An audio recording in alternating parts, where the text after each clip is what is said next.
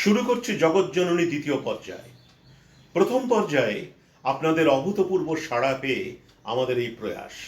প্রথম পর্যায়ের মতো এখানেও থাকবে বেশ কয়েকটি পর্ব। শ্রী শ্রী মায়ের করুণাঘন জীবনের অনেক জানা অজানা কাহিনী ও সম্পর্কের অসাধারণ রসায়ন নিয়ে আবারও আসছেন মায়ের ভাবশিষ্যা স্বাগত দাশগুপ্ত।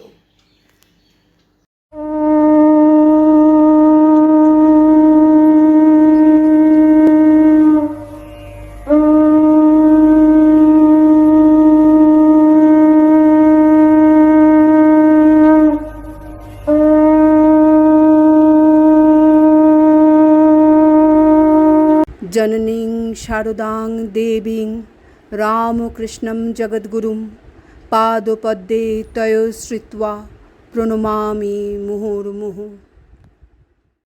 শ্রী শ্রী মা ছিলেন সত্য জননী। মায়ের নির্বিশেষ জননী রূপটি আজকের জগজ্জননী পর্বে তুলে ধরতে চেষ্টা করব। রামকৃষ্ণ ভক্তমণ্ডলীতে গিরিশ ঘোষের নামটি বারবার উঠে এসেছে নানা কারণে। কখনো তিনি বাক্যবাণী ঠাকুরকে জর্জরিত করেছেন, কখনো মুখের খাবার কেড়ে নিয়েছেন, আবার কখনো তিনি ঠাকুরের জন্য আকুল হয়ে কেঁদেছেন। বিবেকানন্দ যেমন নানাভাবে যাচাই করে নিয়েছিলেন ঠাকুরকে, কোষ্ঠী পাথরে বসেছিলেন, মেজেছিলেন, তারপরে নিঃশর্ত আত্মসমর্পণ করেছিলেন। গিরিশ ঘোষও তেমনই শ্রীরামকৃষ্ণদেবকে সহজে গ্রহণ করেননি। বাসুকি নাগের মতোই গরল ধরে দিয়েছিলেন পূজার ছলে। তারপর রামকৃষ্ণ রাসায়নিক বিক্রিয়ায় ঘটেছিল আমূল পরিবর্তন, হয়ে উঠেছিলেন ভক্ত ভৈরব। শ্রী মাকেও জগদম্বা রূপে প্রথম দিকে তিনি গ্রহণ করেননি। অন্যদের মতোই গিরিশ ঘোষের কাছেও গুরুপত্নী শুধু ছিলেন শ্রী মা। একবার এক ভক্ত যুবক দানাকালির ঘরে শুধুই ঠাকুরের ছবি দেখে অবাক হয়ে প্রশ্ন করেন, এখানে মায়ের ছবি নেই কেন? দানাকালী ঠাকুরের ছবি দেখিয়ে বলেন, ইনি আমাদের মা, ইনি আমাদের বাবা। যুবক ভক্তটি এই উত্তরে সন্তুষ্ট হন না, অনুযোগ করেন গিরিশ ঘোষের কাছে। তিনিও ব্যথা ভরা কণ্ঠে জানান, নিরঞ্জন না থাকলে আমরাই কি চিনতুম মাকে? নিরঞ্জন নিজে মাকে চিনেছিলেন, মায়ের স্বরূপ অন্যদের কাছেও স্পষ্টভাবে তুলে ধরেছিলেন।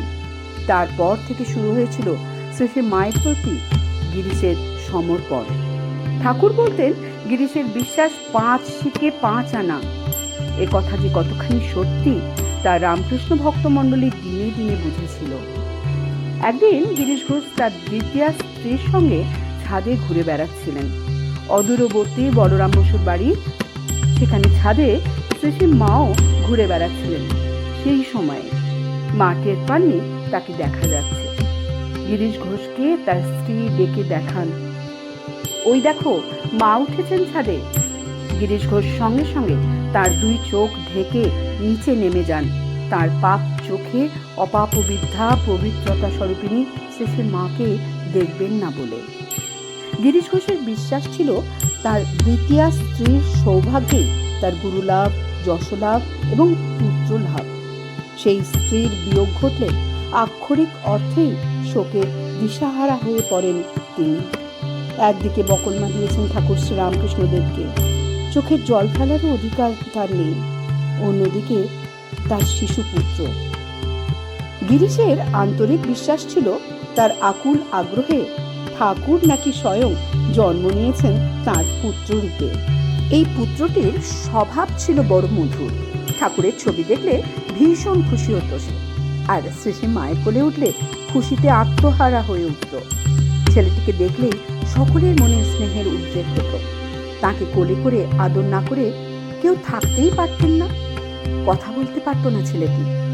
একদিন মায়ের বাড়িতে এসে সেবককে সে ইঙ্গিত করে মায়ের কাছে তাকে নিয়ে যাবার জন্য। খুব বায়না করতে থাকে সে। সেবক তাকে মায়ের কাছে নিয়ে গেলে ছেলেটি চুপটি করে গিয়ে মায়ের কোলে বসে এবং কিছু পরে নিচে এসে বাবাকেও জোর করতে থাকে মায়ের কাছে যাবার জন্য। পুত্রের আগ্রহে অবশেষে গিরিশ বাধ্য হন উপরে মায়ের কাছে আসতে। পরম শ্রদ্ধায় সেই মুহূর্তটি স্মরণ করে গিরিশ স্বীকার করেছেন ছেলের জন্যই মায়ের চরণ দর্শনের সৌভাগ্য লাভ করেছিলেন তিনি। সেই পুত্র মাত্র 3 বছর বয়সে চলে গেল। সর্বহারা হলেন গিরিশ। গৃহের বাঁধন তার একেবারে গেল খুলে। নিরঞ্জন ও আরো কয়েকজন ভক্তের সঙ্গে গিরিশ ঘোষও একবার গেলেন জয়রাম বাটিতে। পৌঁছেই স্নান সেরে ভিজে কাপড়ে গেলেন শ্রী শ্রী মায়ের কাছে সাষ্টাঙ্গে প্রণাম করতে। উঠতে গিয়ে তার চোখ পড়ে মায়ের মুখে। বহু পূর্বে দেখা দেবী মূর্তিকে সেই মুখে দেখে শিহরিত হলেন তিনি।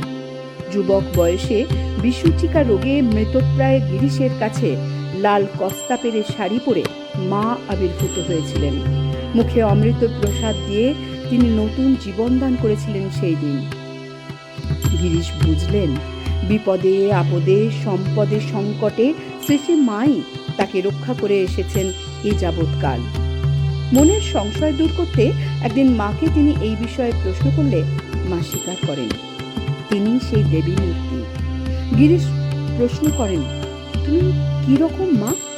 মা নির্দ্বিধায় বলেন, গুরুপত্নী নই, পাতানো মা নই, কথার কথা মা নই, সত্য জননী।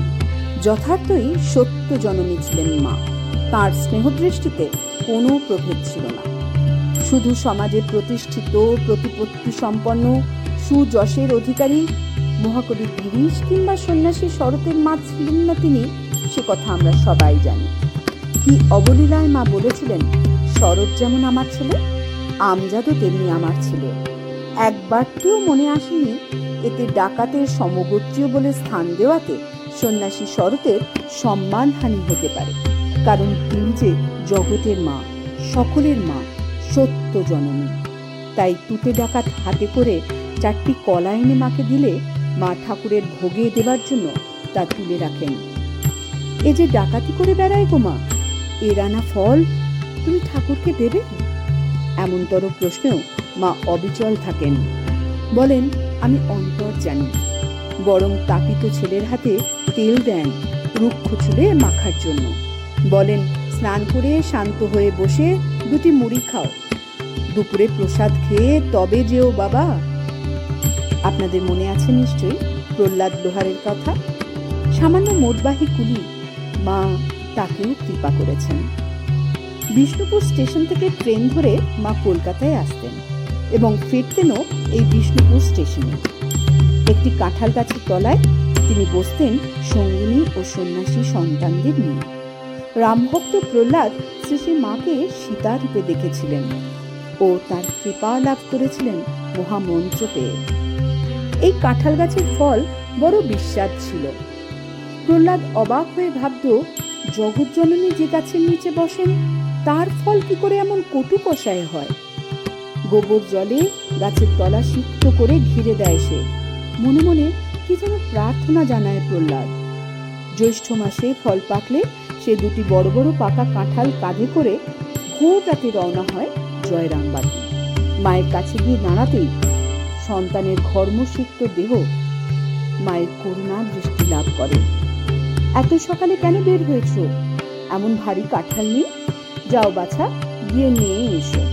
প্রহ্লাদের মনোবাসনা অন্তর্যামিনী ঠিকই বুঝেছিলেন।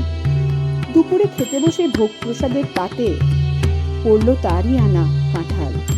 অদ্ভুত মিষ্ট রসে পরিপূর্ণ সেই কাঁঠাল খেয়ে তার মন আনন্দে নেচে উঠল।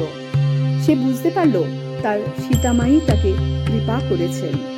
মায়ের তিরোধানের পরেও প্রহ্লাদ লোহার আসত জয়রামবাটিতে। পথে পথে খুঁজে বেড়াতো মায়ের পবিত্র পদরেণু। ডাকাত বাবা, আমজাদ, প্রহ্লাদ লোহার, শরৎ, যোগেন সকলেই ছিলেন শ্রী শ্রী মায়ের একান্ত আপনার জন। আমরাও তো জগৎ ছাড়া নই মা, তাই তোমার কৃপা দৃষ্টিতে যেন আমরাও স্নাত পরিশুদ্ধ হতে পারি প্রতিনিয়ত। জয় মা।